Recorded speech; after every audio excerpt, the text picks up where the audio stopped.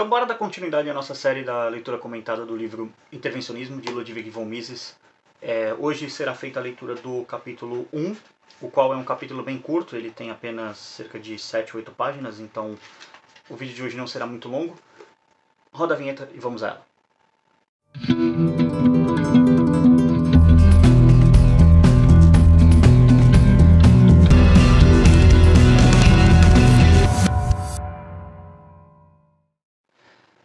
E aí pessoal, beleza? Bem-vindos ao canal Libertário 013, o meu nome é Caio, para quem não viu aí na intro. Este é um canal libertário, eu falo sobre economia, filosofia, política e ética por essa perspectiva. E o vídeo de hoje é basicamente continuação da leitura comentada do livro Intervencionismo. Eu vou iniciar o capítulo 1, ou seja, os capítulos do livro propriamente dito, mas este não é o primeiro vídeo da série. Eu já fiz a leitura comentada de duas partes, que é basicamente... foram 3 partes, na verdade. A parte da introdução, o prefácio e o prefácio do Rothbard ao livro. Então tem o prefácio do Mises, o prefácio do Rothbard e a introdução do livro. Então, se você caiu aqui no canal sua primeira vez, primeiro se inscreva no canal, isso é muito importante, ajuda a engajar o canal, estamos quase batendo 1000 inscritos aí no momento da gravação dessa série. Então ajude se inscrevendo, ou no futuro se já tiver batido 1000 inscritos, se estiver vendo isso também, se inscreva porque é igualmente importante, sempre importante aumentar o número de inscritos. E vá aqui na descrição que eu deixo o link da playlist da leitura comentada. Então você vai lá e acompanha desde o começo, desde os 3 primeiros vídeos, volta aqui e aí segue a leitura comentada. Ou se você quiser também seguir a partir do primeiro capítulo, depois voltar lá e assistir, tá tudo bem também, fica a seu critério. Só acho mais conveniente acompanhar a leitura comentada desde o começo. Também na descrição, caso você queira reler o livro, ou até mesmo ler o livro e depois acompanhar a leitura comentada para um maior entendimento, eu deixo 2 links aqui. O para download do livro, que é no site do Instituto Rothbard Brasil, só baixar lá de graça, não custa nada, só tem internet basicamente. E tem também o site da Amazon aqui. Se você quiser comprar o livro lá, eu não sou filiado da Amazon ainda, mas se você comprar lá, a Amazon consegue ver que veio do link daqui. E aí, eventualmente, eu posso acabar virando filiado da Amazon no futuro e se beneficiar disso. Então, ajude o canal dessa forma. Siga também nas redes sociais, importante, já que ajuda o canal a engajar também em outras plataformas. Isso posto, vamos à leitura comentada sem mais delongas aí. E o Mises vai discutir o que nesse capítulo? Ele vai discutir a interferência via restrição. Aí o primeiro tópico se chama A Natureza das Medidas Restritivas. Vamos às palavras do Mises aqui para ver o que ele está querendo dizer. Medidas restritivas são medidas adotadas pela autoridade com o propósito principal e direto de desviar a produção, no sentido abrangente do termo, inclusive comércio e transportes, do curso que se seguiria se a economia não fosse obstruída. Toda interferência desvia a produção dos caminhos determinados pelo mercado. A característica específica de uma medida restritiva consiste no fato de que o desvio da produção é o objetivo intencional da autoridade que implementou a medida. Toda intervenção, necessariamente, também desvia o consumo do curso que seguiria numa economia de mercado não obstruída. É importante explicar esse termo aqui. O Mises está usando isso aqui, economia de mercado não obstruída. A economia de mercado obstruída ele está colocando como uma economia com algum grau de intervenção. Então é importante entender a terminologia que o Mises está querendo usar. Hoje em dia, à medida que, vamos colocar assim, uma galera mais radical da escola austríaca, com a qual eu concordo, é basicamente uma economia socialista e uma economia não socialista, porque quando o Rothbard faz a análise sobre o Man Economy and State, né, lá ele sequer coloca o Estado como um agente ali na questão, porque para ele não tem como ter livre mercado e Estado. Mas, de novo, esse é um livro do Mises, da década de 40 do século passado, então não é essa questão, tá? Então tenham isso em mente, dando esse contexto histórico aí, já que o debate econômico avançou, né? Desde 1940, evidentemente, ele avançou. E, nesse particular, também a medida restritiva.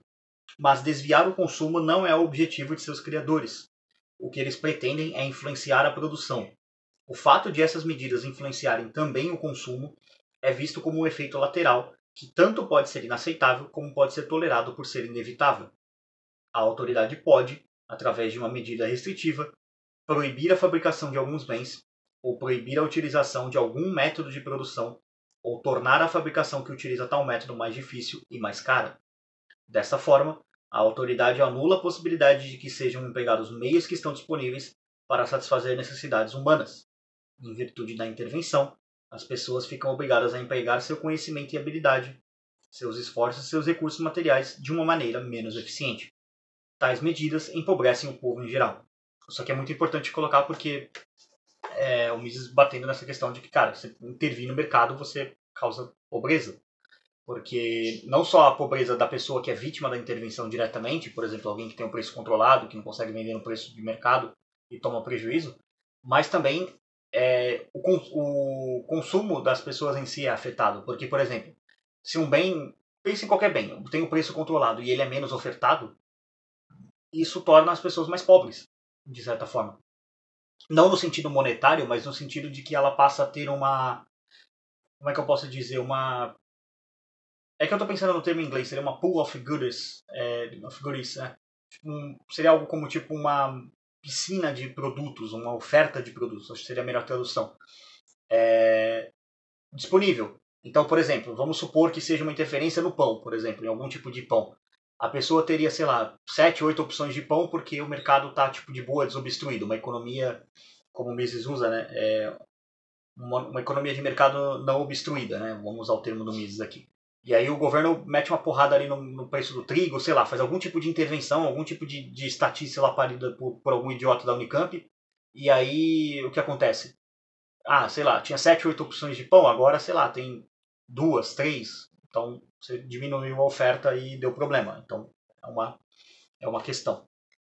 Então isso também é uma forma de empobrecer as pessoas, tá? Mas vamos lá. Seguindo. Apesar de todas as tentativas de refutar esse argumento, o fato é inquestionável. Se o mercado não for obstruído, as forças que nele atuam tendem a usar os meios de produção da maneira que melhor satisfaça as necessidades humanas. Quando a autoridade interfere nesse processo, fazendo com que os fatores produtivos sejam usados de forma diferente, o resultado inexorável é a diminuição da oferta. Não há como aumentá-la com medidas restritivas. Mises sendo cirúrgico de novo, como eu exemplifiquei ali com a questão do pão. Eu gosto de usar muito exemplo de pão, assim, vocês podem notar isso nos vídeos. Porque, cara, é uma coisa que todo mundo consegue entender. Todo mundo vai na padaria alguma vez na vida e compra pão. Então, tipo, é muito melhor falar disso do que, sei lá, falar de produção de carros, por exemplo. Porque você não é uma coisa que você não consegue visualizar, mas o pão é, tipo, dependendo até do seu nível de culinária, você consegue fazer até na sua própria casa. Então, eu acho que é uma coisa muito mais palatável para as pessoas. Deixa aí nos comentários se você acha bom esse exemplo aí. Eu acho que facilita para ensinar vocês sobre o conteúdo do livro. Porque é o objetivo de uma leitura comentada, né? Ensinar o livro. Mas vamos lá. Isso já foi provado de forma clara e irrefutável nas amplas análises efetuadas sobre os efeitos econômicos das medidas restritivas mais frequentes e mais importantes, que são as barreiras impostas ao comércio internacional. Seria supérfluo tentar acrescentar algo a esse respeito que já não esteja contido nos ensinamentos da Escola Clássica de Economia Política. Escola Clássica, basicamente, Adam Smith, John Locke, Jean-Baptiste Say, essa galera. Final do ano, tá? Eu vou fazer uma leitura comentada do livro dos proto-austríacos a Menger, fazendo uma autopropaganda aí, que vai falar muito sobre os caras da economia clássica, né? Porque é a galera que era uma proto-austríaca.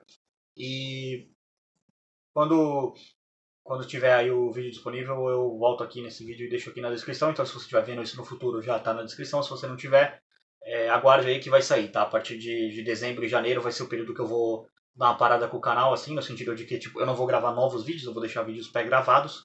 Então, vai ser uma época aí de um especial. Eu vou fazer dos proto-austríacos a Menger e também do Ação, Tempo e Conhecimento, duas obras do Biratan Georgiori, porque elas são interligadas, né? Você discute a base da escola austríaca e depois você discute 3 pilares da escola austríaca. Então, quem estiver vendo no futuro, as playlists estarão disponíveis aí na descrição. Mas vamos lá. Tópico 2. Custos e benefícios das medidas restritivas.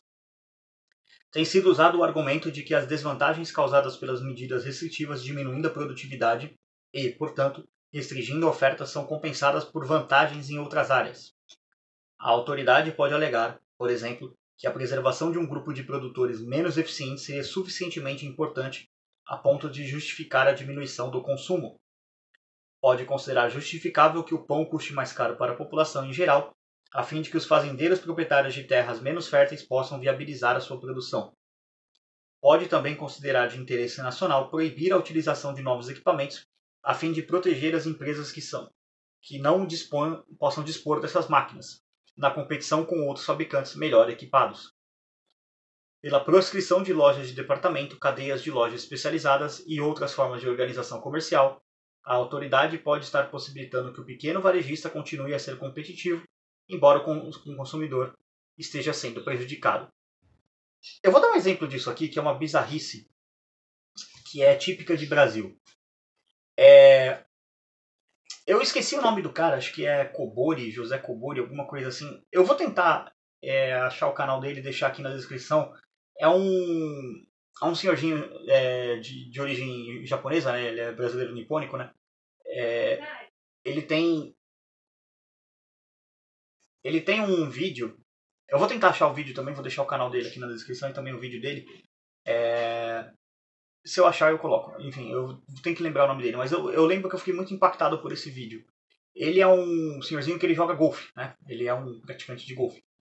E ele chegou no Senado ou na Câmara dos Deputados, enfim, algum dos dois dos parasitas lá, e começou a fazer um argumento de que existia uma medida protecionista para proteger a indústria nacional de golfe no Brasil. Sabe, produzir os artigos de golfe, tipo as bolinhas, as roupas específicas para jogar golfe, taco, talvez tênis específico, não sei se tem, não sou muito conhecedor, mas, por exemplo, o pininho para pôr a bolinha em cima, a própria bolinha em si, o taco de golfe em si, motor de carrinho que ele menciona no vídeo, também tinha uma medida restritiva, a própria produção de carrinhos de golfe tinha medida restritiva.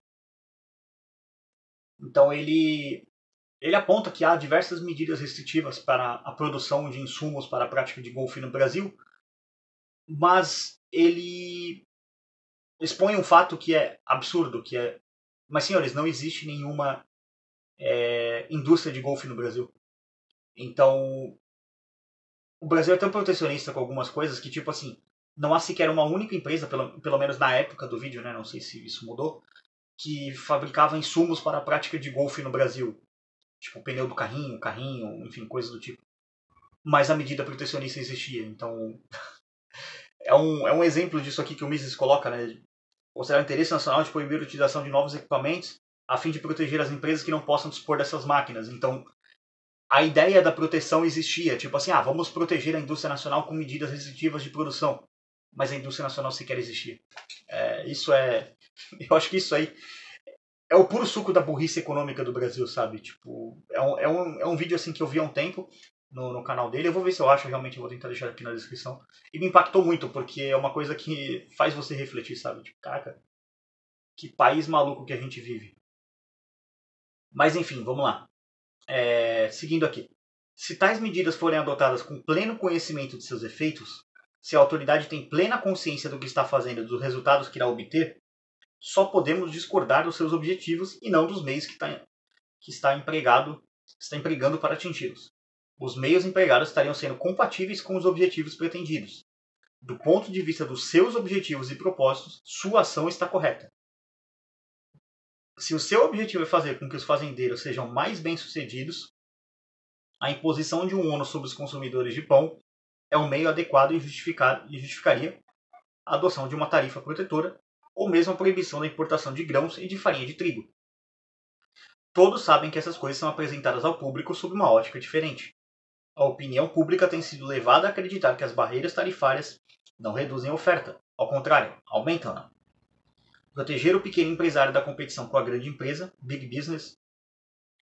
Proteger o pequeno varejista da competição com as lojas de departamentos e cadeias de lojas são apresentadas como medidas que favorecem o bem-estar geral e evitam que o consumidor seja explorado pelas grandes organizações. Essa tem sido a maneira de conseguir apoio para políticos, cuja verdadeira essência consiste em conceder privilégios e vantagens para determinados grupos, às custas de outros grupos da comunidade. O Mises encerrar com essa frase aqui é muito importante, porque é a natureza do intervencionismo. O intervencionismo, em última análise, ele é uma medida para proteger os amigos do rei. A tendência do capitalismo de Estado, o corporativismo, né, vamos chamar assim, de fato ela concentra capital na mão das grandes empresas. Mas por que esse capital é concentrado na mão de grandes empresas? Porque elas são eficientes? Não, porque geralmente esses grandes conglomerados eles têm algum conluio com o Estado para que isso aconteça. Então, os marxistas lá que ficam fazendo crítica, o capitalismo tem uma tendência de acúmulo de capital, não sei o quê. Essa crítica não está errada. O problema é o que eles chamam de capitalismo está errado. Porque, na verdade, o que eles apontam como crítica não é bem crítica ao capitalismo. Eles miram numa coisa e acertam em outra completamente diferente. Eles acertam no socialismo, né? Seria intervenções, essas coisas. Então, o Mises bater nessa tecla aqui é muito importante. É você ver, por exemplo... Cara, a gente no Brasil não precisa ir muito longe. Volta 10 anos atrás. Estou gravando esse vídeo em 2023. Para fins de contexto histórico. Em outubro de 2023. Há 10 anos atrás, cara, a galera tava... 10 anos e 3 meses, a galera tava na rua putaça da cara com a Dilma porque... Mano, basicamente o governo Dilma tava fazendo tudo quanto era merda possível de ser feita e destruindo a economia do país e entre outras inúmeras coisas, né? Por quê? Porque tinha um capitalismo de compadrio, um capitalismo corporativista, que você dava benefícios e até benefícios escusos para construtoras. Então, pequenas empreendedoras de construção eram prejudicadas por causa de grandes empreendimentos de construção. Você tinha essa questão. Então, é mais um exemplo. Assim, lógico que tinha a questão da corrupção também, né, que evidentemente é um fator, mas né, é um exemplo para explicar a questão. Mas vamos lá, vamos para o próximo tópico. A medida restritiva como um privilégio. O Mises vai discutir exatamente o que eu estava colocando aqui. Uma política de medidas restritivas favorece os produtores, enquanto uma política que não interfere no funcionamento do mercado favorece os consumidores. Os que são favoráveis à adoção de medidas restritivas costumam justificar essa política, alegando que não cabe ao governo beneficiar aqueles que meramente consomem o produto do esforço alheio. Ao contrário, o governo deveria ajudar aqueles que estão ativamente engajados na produção. Mas num sistema baseado na divisão de trabalho, todos são tanto produtores como consumidores. Isso aqui é muito importante, tá? De entender. O que o Mises está querendo dizer com divisão do trabalho? Vamos dar um exemplo aqui. Vamos dizer que você seja um eletricista, uma profissão bastante comum aí que muita gente consegue entender. O que um eletricista faz, basicamente? Ele troca fiação, instala ar-condicionado, dependendo, né, do caso, instala ventilador, instala tomada, faz projetos elétricos de uma residência, por exemplo. Eu quero fazer um projeto de iluminação na minha casa, trocar, quero deixar mais bonitinho. Cara, o eletricista faz isso, contrata ele. Entendeu? Você tem esses pontos, né, que ele faz. Mas o que o eletricista não consegue fazer? Um eletricista padrão. Digamos que, sei lá, ele não consegue produzir arroz, por exemplo. Ele não faz a menor ideia como produzir arroz. E aí ele vai num revendedor de arroz e compra arroz. Porque, cara, o cara que produz arroz provavelmente também ele não manja muito de elétrica. Talvez assim tenha algum nível de conhecimento por causa da questão da produção e tal, porque consumo de energia, alguma coisa assim, ou ele pagou alguém para fazer isso também, não tem nenhum problema nisso. Talvez assim, talvez sim, talvez não, mas vamos estabelecer que não. Como é que dois indivíduos que têm habilidades que um tem e o outro não tem trocam bens? Como que eles fazem isso? Através do dinheiro, através do mercado. Então o eletricista vai lá, trabalha, sei lá, com um advogado que quer trocar a iluminação da casa dele, vai lá, o advogado paga ele com dinheiro, ele vai no mercado e compra arroz do produtor, compra feijão, compra do revendedor, né, no caso. E o dono do revendedor, no caso o mercado, ele compra um monte de arroz, um monte de feijão, que ele não tem como possivelmente consumir ele mesmo, porque ele sabe que o objetivo não é esse, o objetivo é vender para as pessoas, vender para quem quer. Então, nessa microeconomia de mercado aí que a gente fez, o advogado, o eletricista e o produtor de arroz, eles estão interligados, ou seja, o próprio advogado vai lá comprar arroz nesse dono do mercado, entendeu? Então essa é basicamente o que é a divisão do trabalho que o Mises coloca e, de fato, todo mundo se beneficia disso, porque não tem como você ser só um produtor numa economia de mercado, você vai ser invariavelmente um consumidor, você produz o que você é bom e você troca com pessoas que não são boas naquilo que você produz. E aí o que você faz? Você pega esse dinheiro que você conquistou pelo seu trabalho, por ser bom no seu trabalho, e você troca com outras pessoas por coisas que você não é bom. O advogado não faz a menor ideia de como trocar, fazer um circuito elétrico, fazer uma fiação adequada para a iluminação que ele quer na casa dele. E ele troca com o eletricista o serviço em troca disso. Mas o eletricista também não faz a menor ideia de como fazer uma tese para defender um réu ou condenar um réu. Ele não sabe fazer isso, não é a especialização dele, mas mesmo assim, cada um troca no que ele é bom. Então, Isso é basicamente uma economia de mercado, e isso que o Mises quer dizer quando ele coloca que todos são produtores e consumidores. Tá? Vamos seguindo aqui. Não há consumidor cuja renda não seja decorrente da produção. O consumidor é ou um empresário, ou um proprietário de meios de produção, ou um trabalhador. Ou, como membro de uma família, é sustentado por algum deles. Por outro lado, todo produtor é, necessariamente, um consumidor. É uma ingenuidade afirmar que determinada medida ou política possa beneficiar um sem prejudicar o outro. Na realidade, o que se pode afirmar com certeza é que quase toda medida restritiva traz vantagens para um limitado grupo de pessoas, enquanto afeta negativamente todas as outras, ou, pelo menos, a grande maioria. Nota de rodapé 1 aqui. A limitação implícita no uso da palavra quase não deve ser entendida como se houvesse medidas restritivas que não prejudicassem ninguém. Significa apenas que algumas dessas medidas podem não beneficiar ninguém, embora causem prejuízos a todos. Seguindo aqui. A intervenção, portanto, pode ser considerada como um privilégio concedido a alguns em detrimento dos demais. Privilégios beneficiam os agraciados e prejudicam os outros membros do sistema. O propósito de um privilégio é beneficiar um limitado número de pessoas às custas das que são prejudicadas. Se, por hipótese, todas fossem igualmente beneficiadas, o sistema de privilégios seria um contrassenso. Na medida em que a proteção tarifária beneficia apenas alguns produtores ou diversos produtores com intensidade diferente, haverá sempre um grupo de privilegiados. Se, entretanto, todos os produtores forem igualmente protegidos, esse tipo de política se torna autodestrutiva. Todos perdem, ninguém ganha. Seguindo aqui. A medida restritiva como despesa. Tópico 4. Algumas medidas podem ser consideradas justificáveis se forem encaradas como decorrentes de uma política de gastos públicos e não medidas que visem afetar a produção e a oferta. Se por amor à natureza ou por razões científicas quisermos preservar uma área no seu estado natural, como um parque nacional, e dessa forma não utilizá-la para fins de produção, provavelmente teremos o apoio da população em geral, desde que essa iniciativa fique contida nos limites do orçamento público. Podemos, em seguida, considerar o que não seria adequado fazer com que o ônus dessa medida recaísse sobre o proprietário da área e que seria mais apropriado distribuí-lo por todos os cidadãos, comprando a área em vez de desapropriá-la. Mas essa não é a questão mais importante. Decisivo é o fato de que consideramos essa proposição do ponto de vista da despesa, isto é, pelo que ela afeta a despesa, e não do ponto de vista da produção, ou seja, pela forma como ela afeta a produção. Essa é a única forma apropriada de entender uma medida restritiva. Medidas restritivas cujo único efeito possível seja uma diminuição da oferta não devem ser consideradas como uma política de produção. Elas afetam o consumo e não a produção. Medidas restritivas não podem jamais gerar eficiência econômica ou aumentar o nível de oferta. Pode haver discordância quanto à conveniência de adotar uma tarifa para proteger a aristocracia rural prussiana da competição contra os fazendeiros canadenses, que produzem num solo muito mais fértil.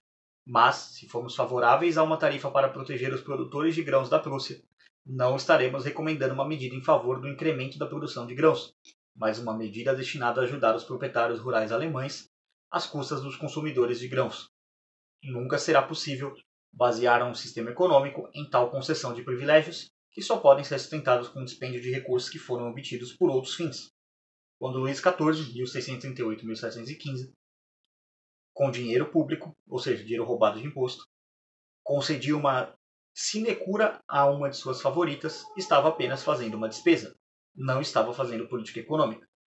O fato de medidas restritivas não merecerem uma qualificação diferente da que é atribuída aos privilégios concedidos pelo monarca pode ser em decorrência da forma como são implementadas, mas isso não muda sua natureza essencial. Quer uma despesa seja justificável ou não, isso não afeta o seu efeito do ponto de vista econômico. Nem mesmo os reis do regime antigo concediam sempre os seus favores a quem não os merecia. Essa parte aqui é puramente o Mises, tá? Ele fazendo a análise econômica dele sem juízo de valor. Eu gosto muito desse estilo do Mises de ser meio frio, assim, sabe? Tipo, cara, não realmente importa a minha opinião sobre isso. Tipo, a economia diz que isso aqui tá errado, então, tipo, eu preciso realmente discutir isso. É ele fazendo muito isso, sabe? Essa parte é puramente o suco do Mises. Não tem como não comentar isso. Mas vamos lá, seguindo. Sem dúvida, podem existir situações em que a adoção de medidas restritivas se justifiquem na opinião da maioria de todos os cidadãos. Mas todas as medidas restritivas são fundamentalmente despesas. Substituem a oferta existente da produção pela oferta de outros bens. Consequentemente, seria absurdo considerar uma economia de mercado obstruída por tais medidas como um sistema de cooperação social distinto da economia de mercado não obstruída, voltando para os termos que o Mises está usando. A medida restritiva deve ser considerada uma política de gastos e não um meio de aumentar a oferta dos bens de produção. Se compreendermos a verdadeira natureza das medidas restritivas e nos recusarmos a ser enganados pelos argumentos primários que tentam justificá-las como capazes de promover o bem-estar ou de promover a produção, perceberemos que os objetivos que se pretende alcançar com essas medidas frequentemente podem ser mais facilmente atingidos pela concessão de subsídios com recursos públicos. Se não impedirmos os produtores de conseguirem o maior retorno possível pela utilização de bens de produção disponíveis, não estaremos reduzindo a produtividade da economia e teremos mais condições de extrair o aumento da riqueza assim gerado. Assim teremos mais condições de extrair do aumento da riqueza assim gerado os meios necessários para subsidiar aqueles que desejamos privilegiar. Então, meio que o Mises defendendo no final aqui algum grau de subsídio, não concordo com isso, para mim o subsídio também é uma concessão de privilégio estatal, mas enfim, é uma outra discussão. E aqui se encerra o capítulo 1. O próximo capítulo ele será o capítulo 2, que será interferência via controle de preços.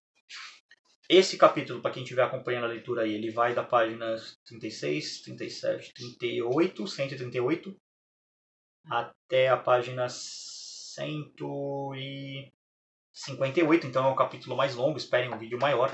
Será uma leitura de 20 páginas. Deixando claro aqui, esse próximo vídeo ele sairá no dia 10 de outubro, que é o dia do aniversário do falecimento de 50 anos do Mises. Nesse dia, se você estiver vendo isso no futuro, eu vou deixar esses vídeos aqui na descrição. O vídeo da leitura comentada será como uma parte da playlist, então estará na playlist.